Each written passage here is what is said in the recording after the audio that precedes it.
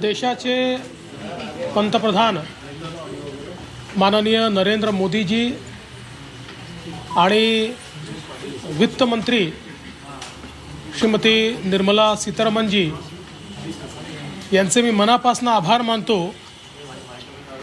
की मध्यम वर्गाकरता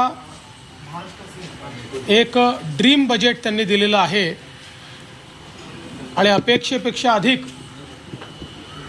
म्हणजे इन्कम टॅक्सची लिमिट थेट 7 लाखावरनं 12 लाखापर्यंत नेलेली आहे।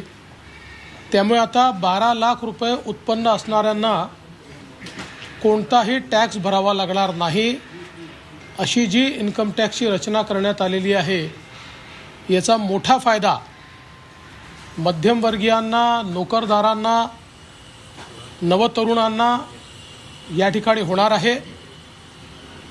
याच्यामुळे एक मोठं डिस्पोजेबल इन्कम हे मध्यमवर्गीयांच्या खिशात येणार आहे आणि ते जे काही इन्कम आहे ते खर्च केल्यामुळे देशामध्ये मागणी किंवा डिमांड ज्याला म्हणतो ती देखील मोठ्या प्रमाणात वाढणार आहे, ज्याचा उपयोग देशाच्या MSME क्षेत्राला मोठ्या प्रमाणात होणार आहे, त्यातनं रोजगार निर्मिती देखील होणार आहे। त्यामुळे मला असं वाटतं की या अर्थसंकल्पामध्ये अतिशय बोल्ड स्टेप ज्याला आपण म्हणू शकतो, अतिशय धीरानं घेतलेला अशा प्रकारचा हा निर्णय निश्चितपणे भारताच्या आर्थिक इतिहासातला मैलाचा दगड ठरेल असं माझं मत आहे। यासोबत विशेषतः शेती क्षेत्रामध्ये 100 जिल्हे आयडेंटिफाय करून त्याच्यामध्ये शेती विकासाची मोठी योजना राबवण्याचा निर्णय असेल किंवा नवीन पल्सेस मिशन असेल, पहिल्यांदा केंद्र सरकारने घोषणा केली आहे की तेलबियांच्या संदर्भात जी काही व्हॅल्यू चेन तयार होईल त्याच्यामध्ये 100% खरेदी केंद्र सरकार करणार आहे आणि हमीभावाने करणार आहे। त्यामुळे निश्चितच शेतकऱ्यांना अधिक उत्पादन मिळण्याकरता, अधिक पैसे मिळण्याकरता त्याचा एक मोठा फायदा होणार आहे। मासेमारी करणाऱ्यांकरता देखील जी काही क्रेडिट लिमिट 3 लाखाची होती ती 5 लाख बिनव्याजी करण्यात आलेली आहे, ज्याचा फायदा मोठ्या प्रमाणात होईल आणि शेती क्षेत्रामध्ये खूप मोठ्या प्रमाणात विविध प्रकारची गुंतवणूक देखील सरकारने घोषित केलेली आहे। यासोबत MSMEच्या क्षेत्रामध्ये विशेषतः जी काही क्रेडिट एनहान्समेंट असेल, लिमिट वाढवणं असेल, यामुळे MSMEच्या क्षेत्राला सर्वाधिक फायदा होईल। आपल्या एकूण उत्पादन क्षेत्राच्या 36% MSMEचं क्षेत्र पण सर्वाधिक रोजगार देणारं क्षेत्र असल्यामुळे त्याचा विशेष फायदा होणार आहे। आणि सर्वात महत्त्वाचं महाराष्ट्राकरता, कारण आता महाराष्ट्र हे देशाचं स्टार्टअप कॅपिटल झालेलं आहे आणि स्टार्टअपमधनं सर्वाधिक रोजगाराची निर्मिती होते आहे। त्या स्टार्टअपकरता 20 कोटी रुपयापर्यंत त्या ठिकाणी जी काही क्रेडिट लिमिट तयार करण्यात आलेली आहे याचा आमच्या नवतरुणांना आणि स्टार्टअप्सला खूप मोठ्या प्रमाणात फायदा होणार आहे। इन्फ्रास्ट्रक्चरच्या क्षेत्रामध्ये नवीन इन्फ्रास्ट्रक्चर पाईपलाईन तयार करण्यात आलेली आहे। विशेषतः PPP प्रकल्पांकरता जी नवीन योजना अनाऊन्स करण्यात आली आहे, यामुळे खाजगी क्षेत्राची गुंतवणूक इन्फ्रास्ट्रक्चरच्या क्षेत्रामध्ये मोठ्या प्रमाणात वाढेल आणि त्यातून रोजगाराची निर्मिती होईल। त्यासोबत ॲसेट मॉनिटायझेशनचं जो नवीन फ्रेमवर्क आहे त्यामुळे निश्चितपणे ज्या ॲसेटमध्ये गुंतवणूक केली आहे त्यातनं पैसा रिअलाइज होणं आणि तो दुसरीकडे डिप्लॉय करणं याला एक मोठी चालना मिळणार आहे. विशेषतः युवांकरता वेगवेगळे जे मिशन या ठिकाणी अनाऊन्स करण्यात आलेले आहेत ते अत्यंत महत्त्वाचे आहेत आणि त्यांच्या स्वप्नांना भरारी देणारे आहेत. खरं म्हणजे आपण जर बघितलं तर 21व्या शतकातला हा अर्थसंकल्प विकसित भारताचा अर्थसंकल्प आहे. भारताला गतीने पुढे नेणारा अर्थसंकल्प आहे आणि भारत हा प्रगल्भ अर्थव्यवस्थेकडे चाललेला आहे आणि त्याचसोबत सर्वसमावेशक अर्थव्यवस्थेकडे चाललेला आहे. या दोन्ही गोष्टी या अर्थसंकल्पातनं आपल्याला पाहायला मिळतात. हे अतिशय चांगलं काम केल्याबद्दल देशाचे प्रधानमंत्री माननीय मोदीजी आणि सन्मान्य निर्मलाजी यांचे मी मनापासून आभार मानतो, अभिनंदन करतो. आदरणीय प्रधानमंत्री मोदी जी के नेतृत्व में हमारी फाइनेंस मिनिस्टर निर्मला सीतारमण जी ने एक बहुत ही ज़बरदस्त इस प्रकार का बजट पेश किया है. विशेष रूप से इसको हमारे मध्यम वर्ग के लिए ड्रीम बजट कहा जा सकता है. ऐसा बजट उन्होंने पेश किया है, इसलिए मैं उन्हें बहुत बहुत बधाई देता हूं. विशेष रूप से इनकम टैक्स का एग्जम्पशन स्लैब जिस प्रकार से परिवर्तित किया गया है और 12 लाख रुपए तक कोई इनकम टैक्स नहीं लगेगा, ये जो घोषणा है ये निश्चित रूप से एक मील का पत्थर भारत की अर्थव्यवस्था के इतिहास में साबित होगा. 7 लाख से सीधा 12 लाख का जंप. और मैं बता देना चाहता हूँ कि 2014 में मोदी सरकार ने ही 2.5 लाख तक एग्जम्पशन लिमिट लेकर वो गए थे.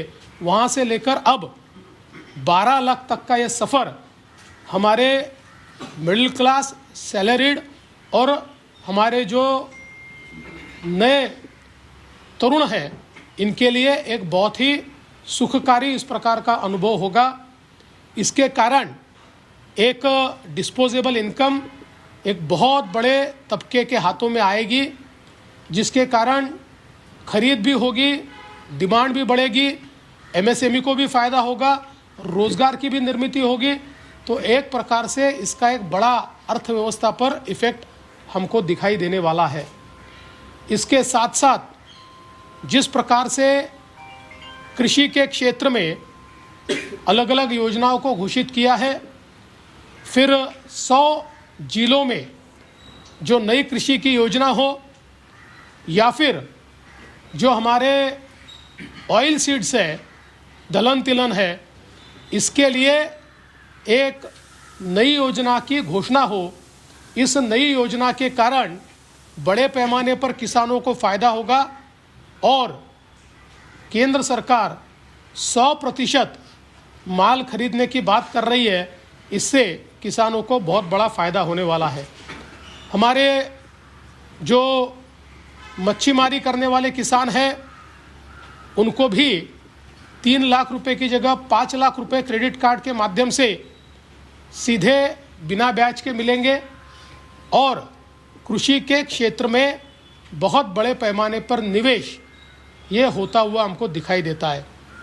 विशेष रूप से हमारी युवा शक्ति के लिए एमएसएमई का क्षेत्र ये बहुत महत्वपूर्ण है. इस क्षेत्र में भी जो क्रेडिट लिमिट है और जो थ्रेशोल्ड लिमिट है, ये दोनों को बढ़ाने के कारण एमएसएमई को विशेष रूप से फ़ायदा होने वाला है. उसके साथ साथ हमारे जो स्टार्टअप इकोसिस्टम है, चूँकि महाराष्ट्र ये देश का सबसे बड़ा स्टार्टअप हब बन चुका है, तो स्टार्टअप्स को भी जो 20 करोड़ रुपए तक ऋण देने की बात कही गई है, इससे स्टार्टअप इकोसिस्टम को बूस्ट मिलेगा और हमारे युवाओं को बड़े पैमाने पर इसके माध्यम से रोज़गार भी मिलेगा. इंफ्रास्ट्रक्चर के क्षेत्र में भी जिस प्रकार से पीपीपी को बढ़ावा देकर इंफ्रास्ट्रक्चर में प्राइवेट सेक्टर के निवेश को बढ़ाकर एक प्रकार से बड़े पैमाने पर रोज़गार का निर्माण करने का जो फैसला किया गया है, राज्यों को 50 साल का बिना ब्याज का इंफ्रास्ट्रक्चर ऋण देने के लिए 1.5 लाख करोड़ रुपए ये केंद्र सरकार ने रखे हुए हैं। इसके कारण इंफ्रास्ट्रक्चर में भी बहुत बड़े पैमाने पर फ़ायदा होगा।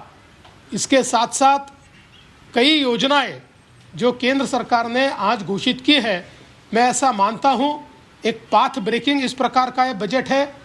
21वीं शताब्दी में एक नई दिशा देने वाला ये बजट है।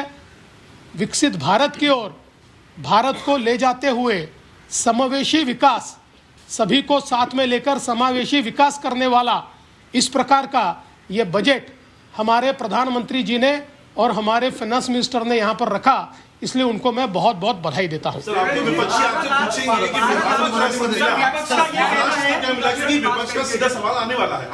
देखिए, आजकल बजट में आपको पता है कि स्टेट्स का उल्लेख कम होता है, लेकिन बजट के फाइन प्रिंट में महाराष्ट्र को क्या मिला ये पता चलता है। पिछले बार भी हमारे विरोधियों ने बिना पढ़े महाराष्ट्र को कुछ नहीं मिला ये बताया, और उसके बाद दोपहर तक मैंने आंकड़े जाहिर किए तो फिर उनके मुंह बंद हो गए। अब भी महाराष्ट्र को क्या मिला इसके आंकड़े शाम तक मेरे पास आएंगे, मैं उसे घोषित करूंगा और आपको दिखाई पड़ेगा महाराष्ट्र को बहुत बड़े पैमाने पर चीज़ें मिली है।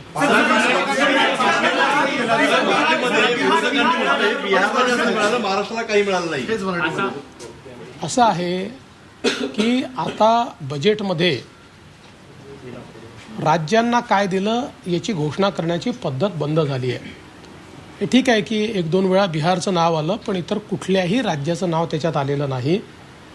आपल्याला माहिती आहे मागच्याही वर्षी बजेट झाल्यानंतर बजेटची फाईन प्रिंट न वाचता आमच्या विरोधकांनी महाराष्ट्राला काही नाही ही घोषणा सुरू केली, पण दुपारपर्यंत महाराष्ट्राला काय काय मिळालं याचे आकडे मी घोषित केल्यानंतर त्यांची तोंड बंद झाली। आजही संध्याकाळपर्यंत जशी फाईन प्रिंट माझ्या हातामध्ये येईल महाराष्ट्राला काय मिळालं हे मी घोषित करेन, आणि मला विश्वास आहे की महाराष्ट्राला दरवर्षीप्रमाणे मोठ्या प्रमाणात बजेटमधनं निधी मिळेल। यासोबत सगळ्यात महत्त्वाचं सांगतो की 2 गोष्टी महाराष्ट्राकरता अत्यंत महत्त्वाच्या आहेत। स्टार्टअप इकोसिस्टीम, कारण आपल्याला माहिती आहे की आता नंबर ऑफ स्टार्टअप आणि गुंतवणूक या दोन्ही पॅरामीटरवर महाराष्ट्र नंबर 1 झालेला आहे।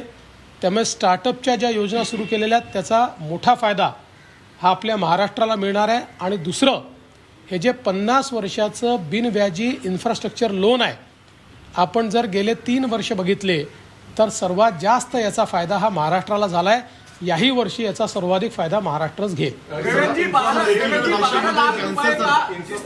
महाराष्ट्राला पीपीच्या अंतर्गत पीपीपीचा जो प्रोजेक्ट येतील त्याचा बेनिफिट कशा स्वरूपामध्ये मिळेल, आणि दुसरं की विमा क्षेत्रामध्ये 100% FDI म्हणतात, त्याचा अनेक जणांचं असं मत आहे की यामुळे विमा कंपन्या अधिक लूट करतील असं एक पॉसिबिलिटी आहे। दुसरा प्रश्न तुम्ही जो विचारला तो मला अधिक महत्त्वाचा वाटतो, तो माझ्या बोलण्यात सुटून गेला। विमा क्षेत्रामध्ये 100% FDI हे याकरता महत्त्वाचं आहे की त्याच्यामध्ये एक बायलाईन टाकलेली आहे, आणि ती बायलाईन काय आहे, आता 100% प्रीमियम हा भारतामध्येच गुंतवावा लागेल। म्हणजे विमा क्षेत्रामध्ये 26% जे जास्तीचे पैसे आता गुंतवणुकीतून येतील तो सगळा पैसा हा भारतात गुंतवावा लागेल। यापूर्वी या विमा कंपन्या हा पैसा काही प्रमाणात भारतात आणि बाकी परदेशात गुंतवायच्या, तो आता सगळा भारतात गुंतवला गेल्यामुळे भारताच्या इन्फ्रास्ट्रक्चर क्षेत्राला मोठ्या प्रमाणात ज्या प्रकारे मागच्या काळात LICनी मदत केली तसं आता सगळ्या विमा कंपन्यांना ती मदत करावी लागेल, तो पैसा भारतातच गुंतवावा लागेल। मला असं वाटतं की हा अतिशय कल्पक अशा प्रकारचा निर्णय केंद्र सरकारने घेतलेला है। केंद्र सरकार ने बीमा कंपनियों को 100% FDI अलाउ किया है, लेकिन उसके साथ साथ उसमें एक बायलाइन भी है कि उनको पूरा प्रीमियम का पैसा भारत में ही निवेश करना होगा। मैं ऐसा मानता हूँ ये एक बहुत ही वाइज, बहुत ही कल्पक इस प्रकार का निर्णय है, इतना बड़े पैमाने पर ये जो पैसा आएगा ये सीधे सीधे भारत के इंफ्रास्ट्रक्चर में लगेगा। इससे पहले भारत के इंफ्रास्ट्रक्चर में एक बड़ा कंट्रीब्यूशन केवल LIC ने दिया हुआ है। अब प्राइवेट बीमा कंपनियों को भी वो कंट्रीब्यूशन देने के लिए बाध्य भी होना पड़ेगा और उनके लिए मार्ग भी खुला होगा। तो मुझे लगता है बहुत बढ़िया निर्णय लिया गया है। आरोग्याच्या दृष्टिकोनातून देखील महत्त्वाचा निर्णय घेतलाय। कॅन्सर सारखे आजार आहेत, त्याच्या औषधं मला असं वाटतं की हेल्थचं क्षेत्र जर आपण बघितलं तर विशेषतः या बजेटने कॅन्सरसारख्या वेगानं वाढणाऱ्या आजाराला खूप मोठ्या प्रमाणात दिलासा देण्याचा प्रयत्न केला आहे। प्रत्येक आपल्या सरकारच्या हॉस्पिटलमध्ये कॅन्सरचं डे केअर सेंटर काढण्याचा निर्णय घेण्यात आलेला आहे। 200 डे केअर सेंटर या एकाच वर्षात त्या ठिकाणी काढण्यात येणार आहे।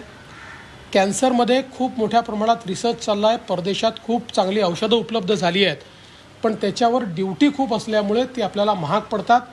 अशा 36 औषधांवरची ड्युटी पूर्णपणे माफ करण्यात आलेली आहे। मला असं वाटतं की कॅन्सर पेशंट्स करता खूप महत्त्वाचा निर्णय झालेला आहे।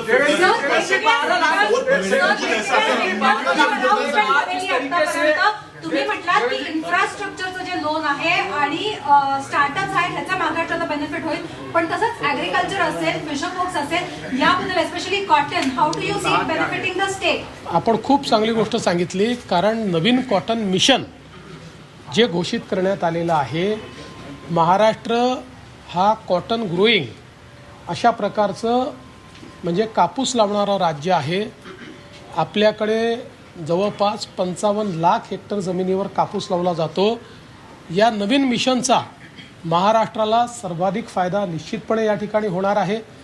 आणि त्याचसोबत मी जसं मगाशी सांगितलं की तेलबियांच्या संदर्भातला जो निर्णय आहे याच्यामुळे शेतकऱ्यांची इन्कम वाढण्याकरता एक मोठा फायदा होईल। आत्तापर्यंत तेलबियांच्या संदर्भात केंद्र सरकार 25% मार्केट इंटरव्हेन्शन करायचे, म्हणजे भाव स्थिर राहिले पाहिजे किंवा हमी भावावर ते गेलं पाहिजे म्हणून 25% खरेदी ही केंद्र सरकार करायची। आता केंद्राने 100% खरेदी सांगितलेली आहे, त्याचा शेतकऱ्यांना निश्चित फायदा होईल।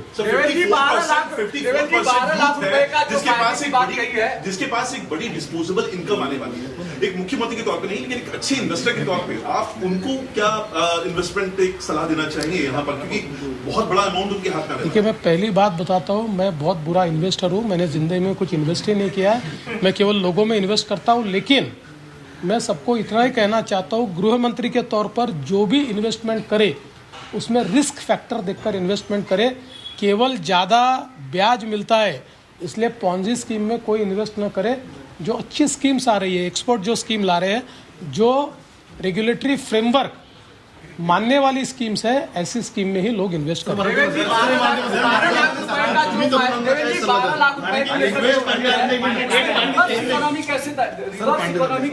जी, 12 लाख रुपए का जो टैक्स स्लैब है उसमें रिवर्स इकोनॉमी कैसे क्रिएट होगी? देखिए, सबसे महत्व की बात यह है कि जब 12 लाख रुपए तक टैक्स एग्जम्पशन होगा, और केवल 12 लाख नहीं, 12 लाख तक तो ज़ीरो है, लेकिन 25 लाख तक के सब लोगों के जेब में एडिशनल पैसा आ रहा है। तो जब लोगों की जेबों में पैसा आता है तो लोग उसको खर्चा करते हैं।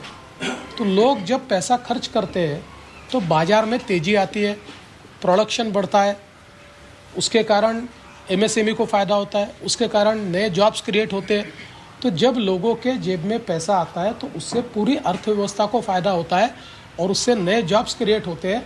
मुझे लगता है यही काम इस ये जो निर्मला जी ने ये जो स्टेप लिया है इसके कारण होगा। नवीन तरुणांना उद्योगामध्ये गुंतवणूक करताना ज्या पद्धतीने गुंतवणूक करायला कशा पद्धतीचा संदेश द्याल? नाही, खरं म्हणजे गुंतवणूक कशी केली पाहिजे याबद्दल फार काही मला एक्सपर्टीज नाही। मी काही फार कधी गुंतवणूक केली नाही। आम्ही लोकांमध्ये गुंतवणूक करणारे लोक आहोत। पण माझी विनंती आहे की जे काही एक्स्ट्रा इन्कम आपल्याकडे येतं आहे त्याच्यात गुंतवणूक करताना जिथे आपण गुंतवणूक करतोय तिथला रिस्क फॅक्टर बघितला पाहिजे। केवळ जास्त व्याज मिळत आहे किंवा जास्त रिटर्न मिळत आहे याच्या आधारावर ही गुंतवणूक करणं योग्य नसतं। तर रेग्युलेटरी फ्रेमवर्क काय आहे, त्याच्यामध्ये ही स्कीम बसते का, याच्यामध्ये त्यांनी जे काही सांगितलं आहे ते शक्य आहे का, यांचं फंडामेंटल्स काय आहेत, अशा सगळ्या गोष्टी तपासून आणि एक्सपर्ट्स ज्याकडे इंगित करतात अशाच स्कीममध्ये लोकांनी पैसे गुंतवावे. किसान कार्ड जे आहे ते 3 लाखावरून 5 लाख केलेलं आहे. बोल दिया उसको बोल दिया. किसान कार्ड जे आहे ते 3 लाखापर्यंत लोन मिळत होतं, ते 5 लाख आहे. तर शेतकऱ्यांच्या या कर्ज जर जास्त मिळालं तर उत्पन्नात वाढ होईल असं वाटतं या सगळ्या गोष्टीतून. निश्चितपणे असं आहे की शेतकऱ्यांची त्या ठिकाणी गुंतवणुकीची कॅपॅसिटी वाढेल. आत्तापर्यंत 3 लाखाचं कर्ज हे बिनव्याजी मिळत होतं, म्हणून शेतकरी 3 लाख रुपये कर्ज घेऊन त्यात आपलं भागवत होते. पण 5 लाख रुपयाचं कर्ज जर मिळालं तर त्या ठिकाणी अधिक गुंतवणूक करून अधिक नफा कसा घेता येईल याचा प्रयत्न शेतकरी करू शकतात. शेतकऱ्यांना याचा फायदा निश्चित मिळेल. IIT और मेडिकल में जो सीटें बढ़ाने का फैसला किया है उससे महाराष्ट्र को कितना फायदा होगा और देश को किस तरीके से? देखिए, मुझे लगता है कि पूरे देश को इसका फ़ायदा होगा. आप लोगों ने देखा पिछले साल 1 साल में महाराष्ट्र में हम लोगों ने मेडिकल में 1000 सीटें बढ़ाई है. तो इसके कारण हमको नए डॉक्टर्स भी मिलते हैं, हमारे युवाओं को डॉक्टर बनने का नया मौका भी मिलता है. तो निश्चित रूप से इसका पूरे देश में फ़ायदा होने वाला है. इन्फ्रास्ट्रक्चरचे जे PPP प्रोजेक्टच्या संदर्भात सांगण्यात आलेलं आहे हे अत्यंत महत्त्वाचे आहेत. कारण सरकारला आर्थिक शिस्त पाळण्याकरता एक फिस्कल स्पेस असते. त्या फिस्कल स्पेसच्या बाहेर जाऊन सरकारला प्रोजेक्ट हाती घेता येत नाही.